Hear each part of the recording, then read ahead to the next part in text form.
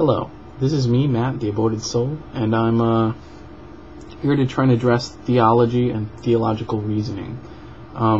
Be able to come to the conclusion that there is a God, you either have to have, something has to be pointing to a want for God. Something has to be pointing to God. Now, the fact that life seems a little bit designed, that on the front it's got an incredibly, peerless, awesome surface of what appears to be inspired, like something divine. It looks designed, it looks complex, it's so wild and amazing and infinite in its complexity until you start looking at it and how limited it is, that it's written in a language of 4 letters. It's incredibly tall. It's a big order to try and figure this out. The human genome, I think it was written on single sheets of paper stacked. It would be as tall as the Empire State Building or something like that. There's billions and billions of sheets of this language of 4 letters. I mean, that's the coolest book ever written is the human being, the human genome. It's so long, so incredibly long. And most of it's probably shit data. Well, we know most of it is shit data. But it's just extra junk that is false replicated and stuff. People always talk about, the creation of new... Where's the creation of new genetics? New genes. Where are they? Where are they? Where are they? We have to think that it's self-replicating. It's like a typewriter. Sometimes it mistypes. It's a language of 4 letters. It's not like you have to create something out of nowhere. Whoop, I got an arm out of nowhere.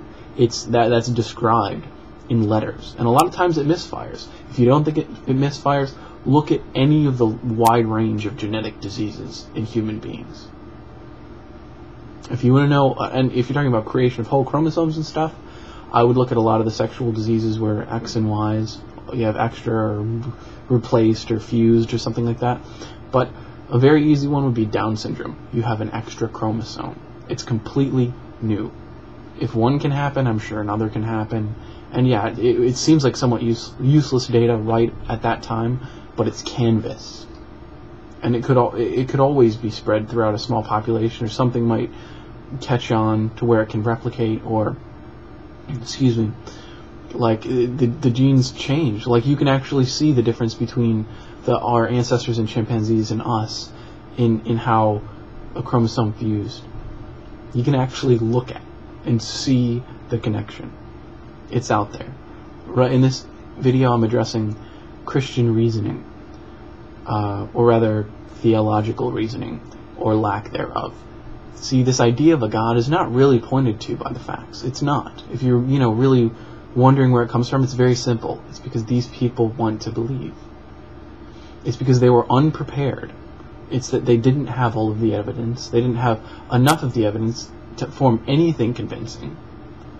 Or if they were convinced, they were shakily convinced. It had no solid grounding in reality. And then they cling to this. It's entirely emotional. There's not enough evidence to bring you to this. There really isn't. There's not enough open evidence to lead you to really believe this.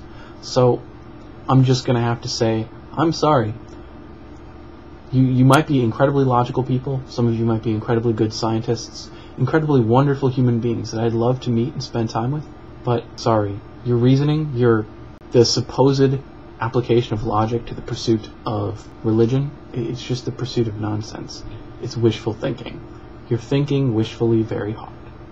And you're trying to shroud it in a veneer of intellectual respectability, when in fact, you're just thinking wishfully.